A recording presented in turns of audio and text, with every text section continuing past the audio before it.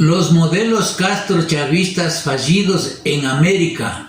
Introducción necesaria. Te han hecho creer que nuestro estado de ingobernabilidad, entre algunas de las causas, es debido a la existencia de muchas leyes y poca práctica penal. Te han hecho creer que el derecho penal sin proceso penal es como una afilada hoja de afeitar sin mango, y a su vez el proceso penal sin derecho penal es un mango sin hoja. Pero en mi opinión, la ceguera de los ecuatorianos es la presencia de estructuras de narcoestados que ejecutan algunos modelos bolivarianos castrochavistas que han mutado en toda la región iberoamericana, institucionalizando la corrupción y la impunidad como castigo divino. Pongamos en contexto el tema del modelo del siglo XXI.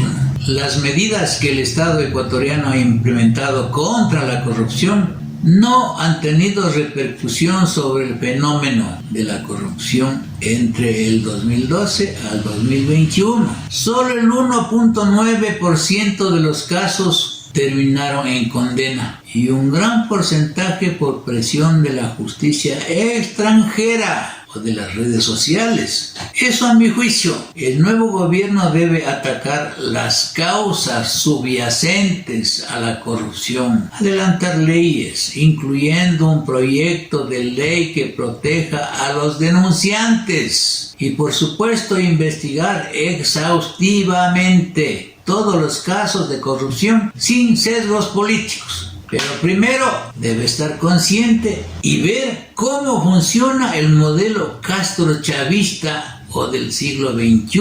Es decir, hay que estar claros de cómo opera la corrupción en estos países y modelos castrochavistas para mantenerse en el poder, adaptándose a la idiosincrasia de cada país. Me explico, ya no utilizan la fuerza para tomar el poder, sino la ideología, pero sí la fuerza para mantenerse en el poder, ingresar al poder utilizando nuestras propias herramientas democráticas, del voto con el mecanismo del fraude electoral y de compra de conciencias a la supuesta oposición, llenando las papeletas con candidatos incondicionales a sus modelos. Modifican la Constitución, destruyen las instituciones y establecen el piso jurídico para transformar lo legal en ilegal. Producen la destrucción de la economía, de la política social, de la política familiar y moral, la destrucción del lenguaje, subestiman el esfuerzo, el trabajo real, la preparación, la educación y la solidaridad. Te hacen creer que el mérito no es importante,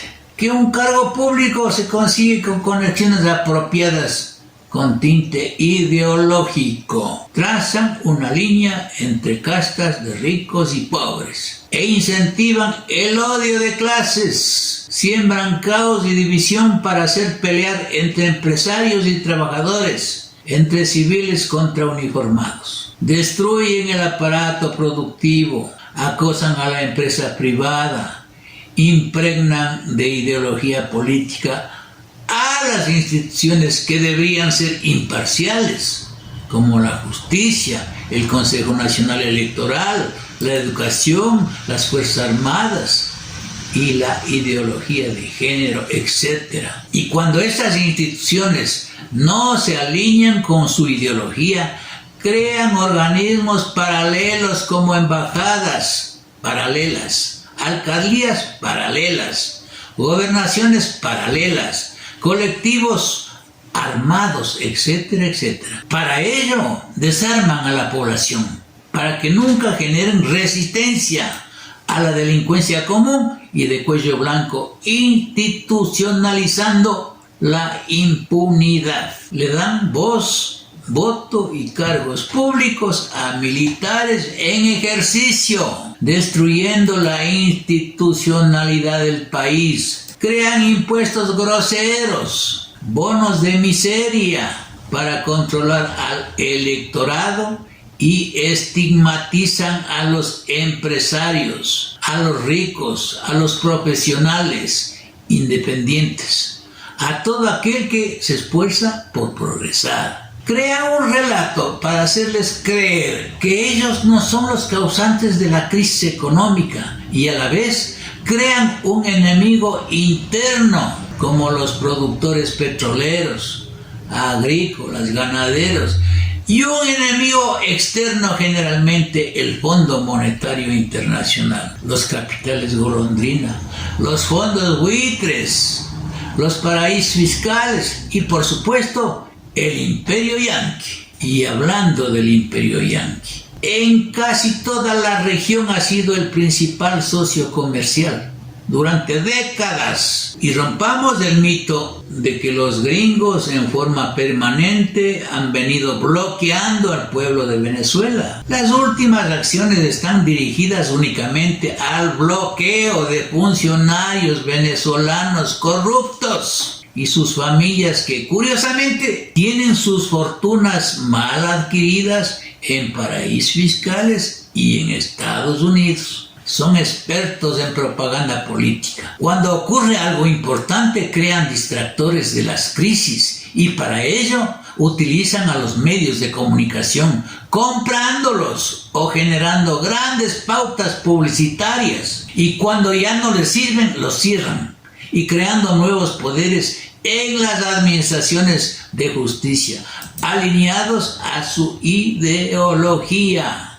Y claro, para sostener esta farsa democrática dictatorial ante el mundo, se necesita a los organismos electorales y utilizan a la justicia, designando a jueces y fiscales incondicionales a dedo para perseguir a sus opositores. En el exterior, como un tablero de ajedrez, colocan estratégicamente sus fichas para que actúen en favor de ellos en caso que les necesiten. Por eso es tan importante proteger las instituciones, no a las personas que los administran políticamente, y cuidar la democracia, porque si la pierden, no habrá organismos internacionales que puedan ayudarnos a recuperarla. En la región no hay democracia. Hay estados fallidos y donde no han podido instalar su ideología, generan caos, violencia y destrucción organizada. ¿Se acuerdan, ecuatorianos, del 30S? ¿Se acuerdan de las revueltas de octubre? ¿Se acuerdan de las masacres en las cárceles de mi país, etcétera, etcétera? Aún sabiendo que las leyes nacionales e internacionales garantizan las soberanías y la impunidad, está claro que podemos sacar a un tirano del poder, pero no a la tiranía enquistadas en el poder en casi todo el continente. Estos son algunos de los síntomas, pero hay muchos más.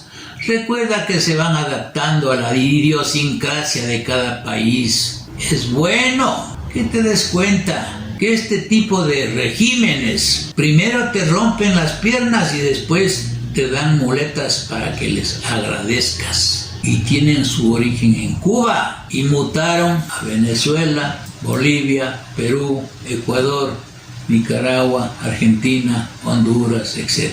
En este contexto te darás cuenta que la crisis política, económica, educativa y de salud no son errores, son hechos a propósito. Si todavía tienes dudas que Ecuador está en peligro de transitar en el modelo castrochavista del siglo XXI, tu compromiso como ciudadano es difundir este video y redoblar tu derecho a la resistencia. Soy el doctor Manuel Pozo Zumarra. Gracias, ecuatorianos. Para mí no es solo el haber robado a cuatro manos, es el haber desperdiciado la mayor bonanza económica de la historia de este país. Esos 10 años con la soja a 600, con el petróleo a 150... esa era la oportunidad para despegar el país, para crear las bases de un país que sea una potencia mundial. Y en lugar de eso, no solo no mejoraron la educación, no mejoraron la infraestructura y se robaron todo, sino que dejaron al país peor que antes. Entonces, para mí, lo más triste de todo es el engaño, el haberle hecho creer a la gente que el haber regalado dinero, que es en suma lo que hicieron, regalando subsidios, gracias a la suba de las materias primas, era un nuevo modelo económico y hacerles creer a la gente que eso era sustentable. Y ese es el drama de la Argentina, que es la historia de siempre, es una película que yo por lo menos a mi edad he visto muchas veces. Suben las materias primas, suben los gobiernos populistas. Regalan, regalan, regalan, regalan. Dejan de subir las materias primas, viene la crisis, ganan los gobiernos responsables. Y tienen que hacer el ajuste. Entonces la gente dice, pero con nosotros estábamos mejor. Y por supuesto que estaba mejor, porque el país estaba viviendo de un fenómeno internacional coyuntural que existió en ese momento. Y ese gobierno populista, en lugar de invertir en educación, en crear las bases de un crecimiento sustentable, dilapidó, robó y dejó el país en peores condiciones que antes. Entonces, hasta que la gente no entienda eso, Argentina no va a salir y va a seguir siendo, mira, ojalá que esto sirva para que de una vez por todas la gente entienda, y algunos no lo van a entender porque vivieron de arriba y les vendieron el cuento de que eso era sustentable, de que eso podía seguir, pero yo espero, como argentino, como alguien que quiere la Argentina, que la gente, por lo menos que estaba en el medio, que estaba indecisa, entienda que el tema no es solo el robo, el tema es el engaño.